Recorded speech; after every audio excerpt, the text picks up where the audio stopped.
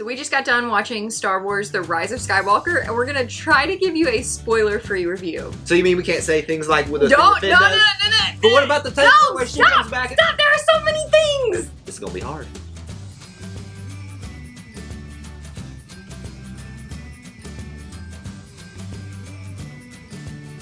Welcome back, everyone, to Eye to Eye Disney Rise. I'm Kyle. And I'm Jessica. And we have to try to somehow make sense of The Rise of Skywalker. We just get out literally maybe an hour ago. Not even. It feels like a lifetime since we've been out of that theater. So we're going to try our best to not spoil anything for you in this film, because I know everybody is panicking about that. So rest assured that we are going to talk about this in a spoiler-free manner. And let's be honest, this is a movie you want to go into without knowing any spoilers. Yes. I'm so thankful that we went to see it opening night, because if any of this had been ruined for me, I would have been really angry. Yes, this is definitely one that you do not want to have any inclination about what's going to happen. Obviously, if you watch trailers and stuff, you have an idea of the plot. But that's all you need to know. But you don't. I'm thinking this is kind of like Avengers Endgame. Like, you didn't know. You thought you knew, but you didn't know. Yeah, it's very it's like true. a secret society. I think we should start by our normal routine of what we do on spoiler-free reviews is 3 reasons you're going to love it, and 1 reason you may not. I think that's a fair assessment. We can't be all pros. We got to have some cons in it, things too. So why don't you start us, ladies first, with your first pro? So this is going to be no shock for either of us, I think. Number 1 reason to go see this is the nostalgia factor. Can't get into it a lot, but as an old Star Wars fan, new-ish fan, but I've seen all the movies multiple times. There's a lot of nostalgia. There are things I want to say to you right now that I can't. I just can't. Right here in this region, right here, they want to spew out at you, but they're not going to, because I'm not spoiling this for you. I'm sorry. I had a moment. I got it back together. That's about it. Nostalgia galore here. Obviously, there's nostalgia for this series, the sequel series, nostalgia for the original series, nostalgia for the prequel series. There's just callbacks, cameos, there are things hidden away that I was catching. I was trying to tell Jessica, like, all throughout the film, did you see, did you hear, did you know? Like, this was, like, all of these things just coming in the way. You could hear in the theater, like, people whispering, like, something would happen on the screen. People like, there is just so much to see, hear, and do, and experience in this film. That's fair. Like, this, Okay, next. I can't say anymore because I'm going to say too much. I'm afraid we're getting into dark territory. The dark side. My point number 2 on why you're going to love this film is the resolution of everything. This was mine. This is your area here. This was my reason to go see it. Like, the resolution of literally you name it, it's there. And it's not always the resolution you think it should be. This is, to quote The Last Jedi, this is not going to go the way you think it is. Right. I'm not saying it's good or bad resolution, but there is a resolution. You don't leave on a cliffhanger, which is important to me. I think on your topic of resolution, obviously what we're referencing here is tying the bow on the Skywalker saga. This does that. And that doesn't lead you one way or the other on what exactly happens. Right. But it does resolve the Skywalker saga. But it also resolves other things that you didn't realize needed resolution. And some that you did. So, I think we just kind of need to stop there. Well, no, but let me say this one thing. The Last Jedi was very controversial and split the fandom in 2. Whether you like it or not, there are some things that are addressed. I'm not going to say how and what they did, but they are addressed in this. And I think it will make a lot of people very happy. It's true. And it addresses things from the past that may need to be addressed as well. So just the tying up of everything. You found, like, I know you're always confused, right? But, well, I mean, come on. Oh, ye of little faith. Did you feel overly confused by everything? No, I felt confused about nothing. I felt very confident that I knew what was going on. The only thing I didn't feel confident about was you. Did you catch that? Did you catch I'm that? sorry. I'm sorry. Okay? I was not confused in this one. I was just in love with everything that was happening. But to be fair, I wasn't confused because I literally watched The Last Jedi. I finished it today, right before we went to see this movie, which was very beneficial. To finish the topic of resolution, though, do you feel like, is there anything lacking from the story now that we've seen the end of it? I don't think so. Like, do you honestly, is there if there was never another Star Wars movie, which I do not believe that would happen.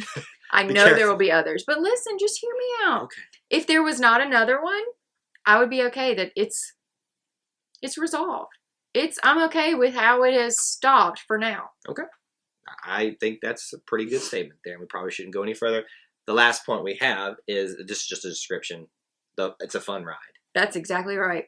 It was just awesome. So here's the thing, and I'm probably spoiling a couple of other videos for us down the road when we add this to our top Disney movies of 2019. But let's be fair, not spoiling the movie. We're not spoiling the movie, okay. But Avengers Endgame is my top movie of the year thus far, and it has some things for me that are kind of a drag, but the end of it is just amazing, and it's worth getting through the middle of it to get to that ending.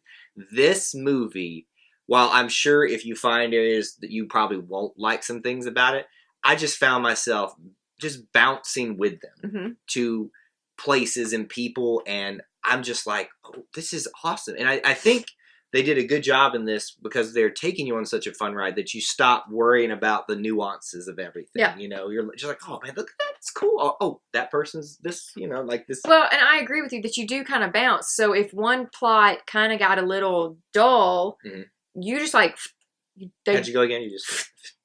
They'd like change you to some other character on a different planet or in a different ship or something. So you constantly were... catching up, and it was just a really fun plot to watch unfold, I guess. It's a fun and fast-paced ride, so buckle up, folks, because you will be in for the ride of your life. I mean, there were times when it was, like, so silent in the theater because everybody was just, like, on the edge of their seats, like...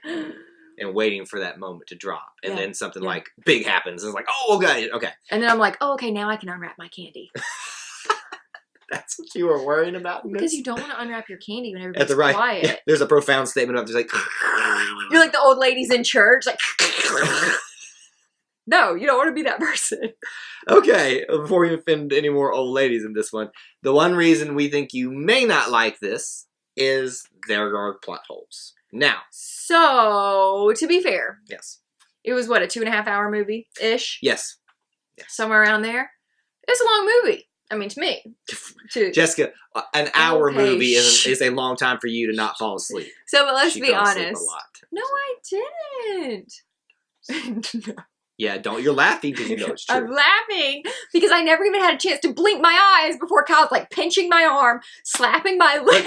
Kyle's like abusive in a theater. Anyway. Like, you blink too hard. Oh! Your statement or what you were going to say. My statement was... About 2.5-hour movie.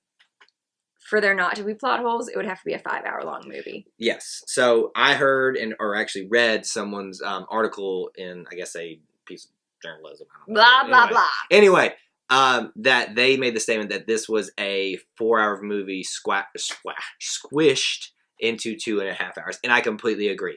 It's exactly what it feels like sometimes. If you want to be upset about plot holes, you will find them. My advice to you is to not worry about the plot holes. Yeah.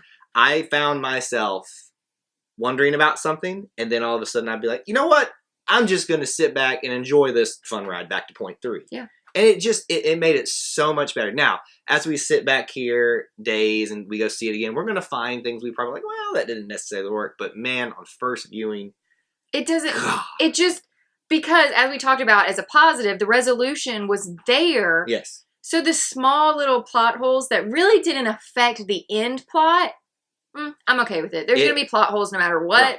And every fan is going to think of something that they wish had been resolved that really has no bearing on the end. So, begin with the end in mind kind of situation. And if we're here for the ending, which is what we're here for, right. Hence the name of the movie and everything, don't worry about the plot holes. So, my advice. To tie things up here nicely before we rate this thing, Our 3 reasons to see it are the nostalgia fest. Absolutely. The resolution of everything. That's my number 1 reason. The fun ride. And then our 1 reason you may not like it is there are plot holes. So that's how you can take our non-spoiler look.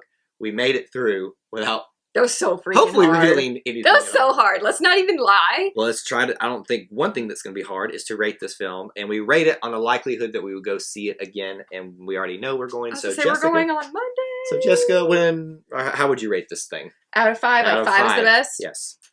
Even if we didn't have it planned to go take my mom to see it on Monday, I would willingly go again. 5 out of 5. 5 out of 5 for me as well. Stop what you're doing right now. Go watch The Rise of Skywalker, so you can come back and watch our spoiler-filled review where we just lose our ever-loving minds. You don't want to miss that. I'm just thinking, like, y'all need to take off work tomorrow. If you're working, like, you need to go see this movie. This was so worth it to see in theaters, first of all. On opening night.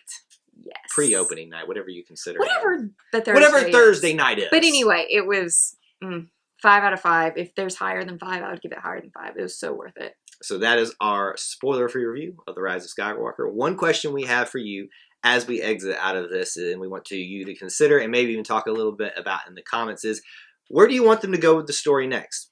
I'm not saying that there is a next after this, but maybe in the realm, if there were, would you want them to continue with what they've built here in this sequel series, or would you rather them start with something new and fresh? Or do you want more like Solo, which kind of tanked, but we loved. Don't you get on me on. Don't you get on my Solo. We loved Solo, but the rest of the Star Wars fandom didn't seem to have the same opinion as us.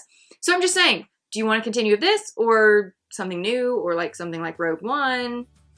Who knows? Let us know down in the comment section below where you want the Star Wars saga to head next on their journey, because they're coming up in a couple of years. They've got some more films planned. So let us know down there in the comment section below, and vote in our poll as well. What else should they do? If you haven't already, please be sure to like and subscribe to our channel and turn on that notification bell so you never miss one of our videos. And that's all we have for this edition of Eye to Eye. But until we assemble again, may the Force. You're gonna make me cry. And we'll see you real soon. Bye. Ooh, did you just spray stuff underneath you? No, I was showing you my guns. What is that? What sounds your guns make? That was me loading them up. Is it like inflatable guns? Is that what this is? Yeah, that's why they're so wimpy. Hey, you got tickets to the gun show right here. This is Smith & Wesson. Well, this is Barney and Friends.